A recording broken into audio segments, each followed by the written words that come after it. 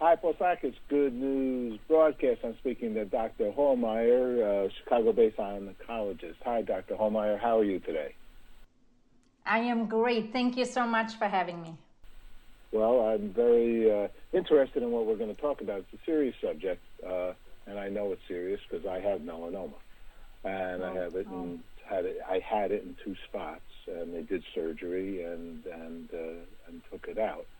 And we're going to talk about melanoma. We're going to talk about sun safety in the winter time, the hidden dangers of winter sun exposure. There's a website called melanoma.org. So I guess people who don't think that the sun hits them in the summertime, in the wintertime, Doctor?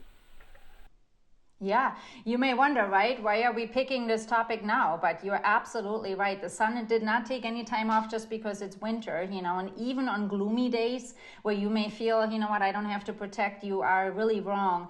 The UVA and UVB radiation that comes to us from the sun will actually make it through even a very thick cloud cover and can cause these type of skin cancers that you, and I'm so sorry to hear, already have personal experience with. Right. So the only way I knew that I had it, actually, was that I was swimming in the pool. My grandkids made fun of me because I had a little black mark on my back, a mole or whatever. And and they said, they got on me. And my daughter heard them, and that's over then. And she sent me to get it checked. And it's not that I never did get my skin checked, but this time it was actually thank the Lord, I did get it checked, and they did 2 surgeries. Yeah. So how do we proceed? And this is the interview courtesy of Bristol Myers Squibb, a great socially responsible corporation. I thank them for this. Yeah. So what are some of the thoughts here that we should pay attention to?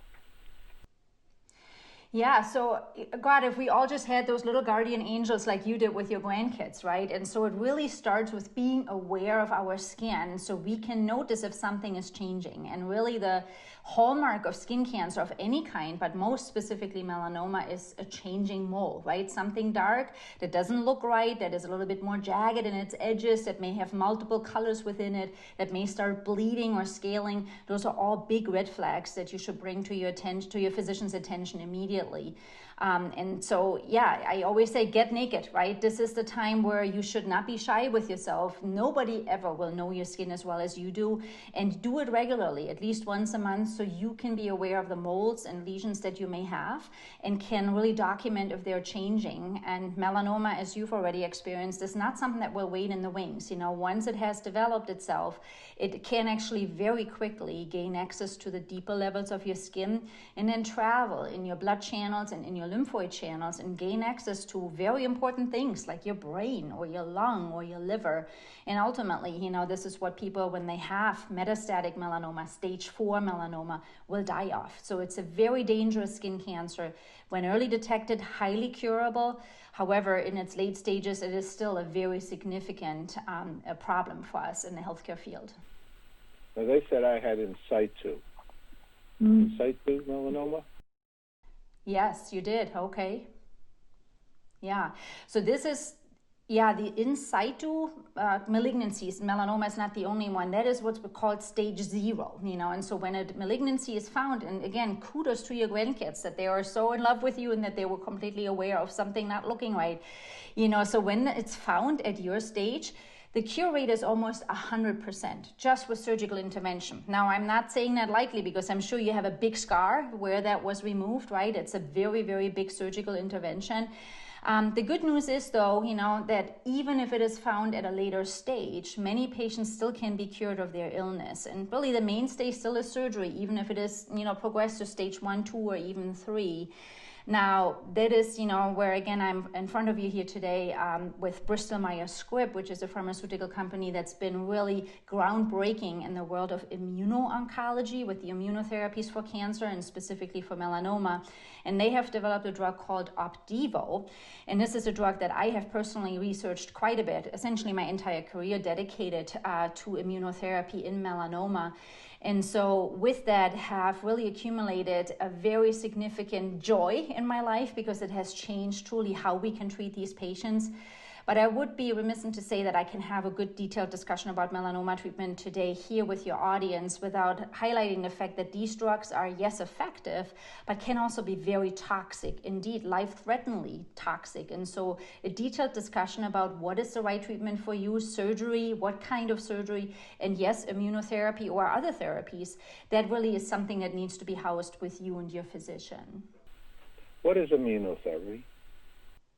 Yeah, so immunotherapy is sort of a buzzword, right? We all hear about it. So immunotherapy is essentially a treatment that has been developed to engage the patient's immune system to recognize their own cancer. So in our scenario here today, melanoma, and fight it very effectively. Very much like our immune system would recognize a foreign entity like a virus, right? Coronavirus, for instance, right? Or a parasite like a worm or something, right? Our immune system is very well adept in engaging with foreign entities within our body. Well, it's not so great in engaging when within our body a foreign entity develops, and that is cancer.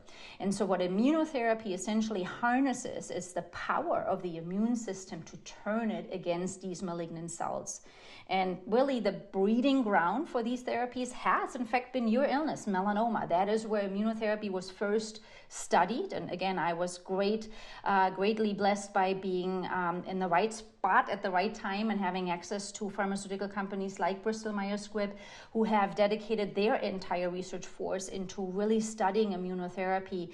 And now you see the approvals for this treatment, not just for a relatively rare disease like melanoma, but for the most common human malignancy, which is lung cancer, right? And so immunotherapy has been groundbreaking for many, many cancers. And in that, really life-changing for so many patients and career-changing for somebody like me who works in that field.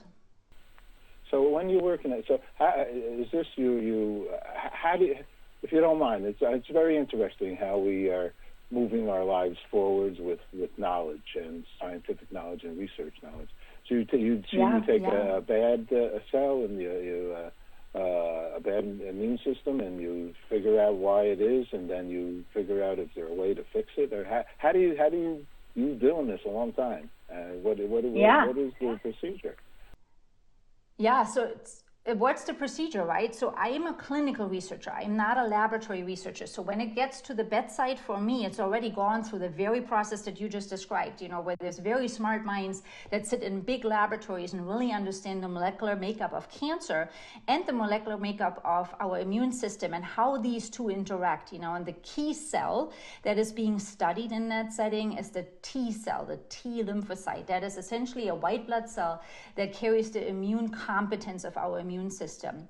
Now, once it gets out of the laboratory state and comes to somebody like me who treats real patients, somebody just like you, Paul, right, who comes to me as an oncologist with a melanoma diagnosis seeking care, that is ultimately where we now have access to so-called clinical trials, so where we can actually say, okay, here is the current standard of care for melanoma, and here's a novel treatment, call it Opdivo, right, that was just coming out of the laboratory. It looks very promising in early phase clinical trials. Let's see if it can make an impact for you. Now clinical trials is a difficult thing. It's not just something that I take lightly. It takes a lot of time to discuss with your patients because there's a lot of pros and cons that go into a discussion for somebody to commit to a clinical trial. It's called informed consent because, of course, as you can imagine with any treatment, there's pros and cons, right? We need to talk about efficacy and potential side effects. And when it's a new drug, much of it is maybe unknown. And we're using, your experience and my experience with you to learn about this treatment. But fast forward now 10 years, and this is how long immunotherapy has already been on the market here in this country, it has changed everything that we know about the history and how we can treat melanoma patients today. And it's really a very hopeful time. So step one is, first of all, because also it's very hard to diagnose that you have skin cancer. Because you can see certain things, but they have a little chart here, and you look at the little chart, and it's not necessarily. I just went 2 weeks ago saying, "Is this another one?" And then she said, "No, this is not." So right. It's a little. You need a trained eye, I think. You sure do. Yeah. No, and I wouldn't put that on a person, but what I would tell you, Paul, what I would put on your audience is be aware of your skin.